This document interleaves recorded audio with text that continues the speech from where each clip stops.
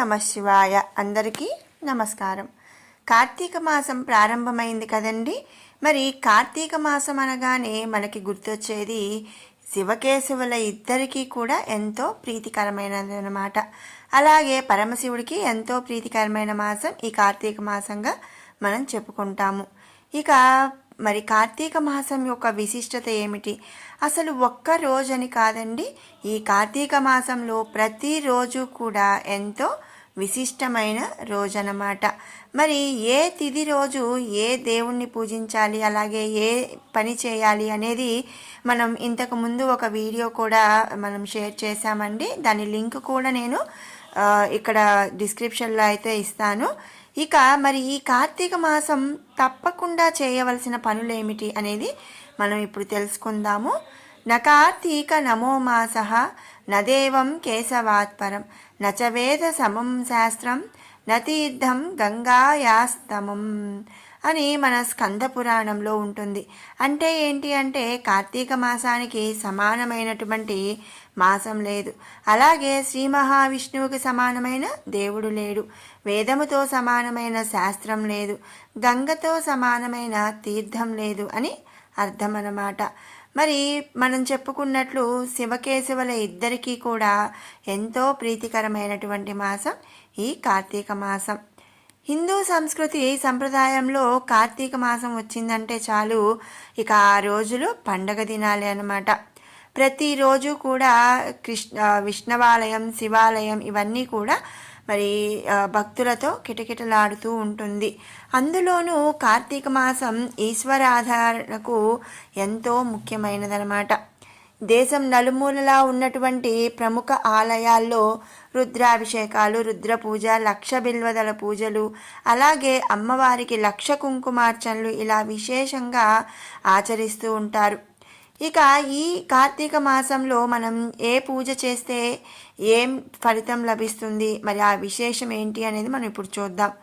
మొదటిగా శివుడికి చేసే లక్షపత్రి పూజ ఎంతో విశేషమైనది. ఈ నెలలో చాలామంది కూడా లక్షపత్రి పూజ అనేది చేపిస్తూ ఉంటారు. కార్తీక మాసంలో బిల్వపత్రాలతో శివుడిని పూజించడం వల్ల స్వర్గలోక ప్రాప్తి కలుగుతుంది అని, అలాగే ఇక మరుజన్మ ఉండదు అని చెప్పి భక్తులు విశ్వసిస్తారు. అలా విశేష అర్చనలు జరిపే భక్తులకు ఆ సదాశివుడు ప్రసన్నుడై కొంగు బంగారంలా సకల సౌఖ్యాలు కలిగిస్తాడని చెప్పి విశ్వాసం అన్నమాట. కాబట్టి ఆ పరమశివుడికి ఆశుతోషుడు అనే బిరుదు వచ్చింది. ఇక రెండవది దీపదానంతో లక్ష్మీదేవి అనుగ్రహం. దీపం దానం ఇస్తే లక్ష్మీదేవి అనుగ్రహం అనేది కలుగుతుందన్నమాట.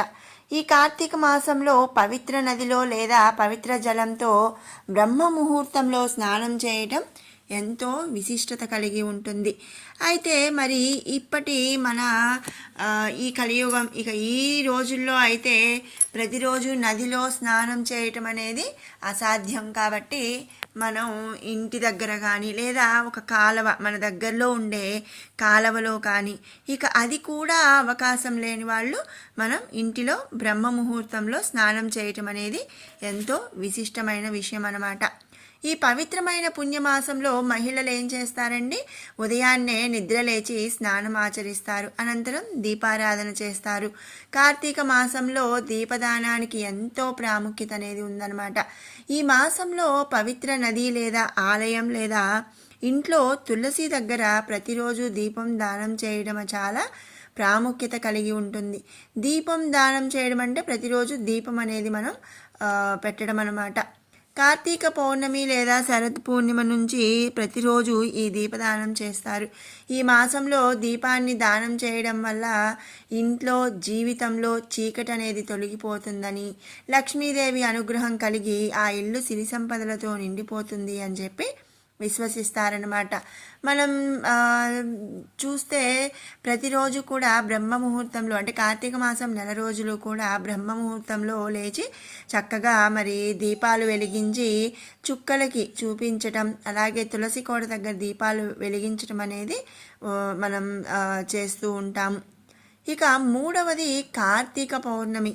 ఈ కార్తీక పౌర్ణమి అనేది పరమ పవిత్రమైన రోజు. కార్తీక పౌర్ణమి విశిష్టత అంతా ఇంత కాదని చెప్పుకోవచ్చు.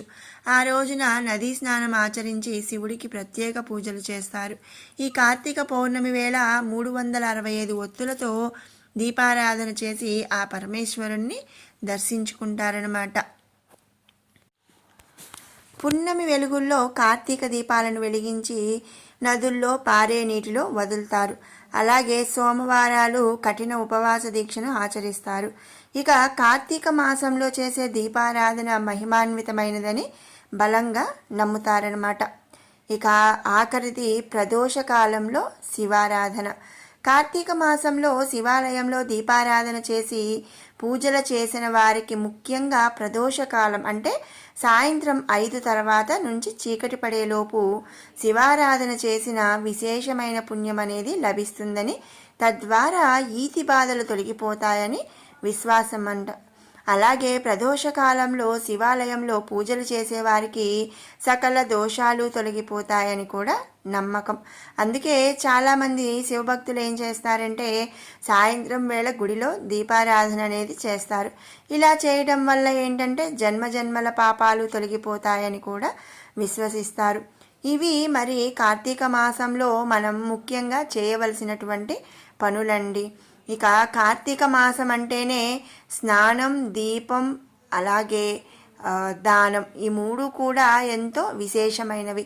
స్నానం ఏది చేయాలి అంటే ఏది చేయగలిగిన వాళ్ళు అది చేసినా కూడా, ఒక్కటి చేసినా కూడా ఎంతో పుణ్యం లభిస్తుంది అని చెప్పి మన పురాణాలు చెబుతున్నాయి.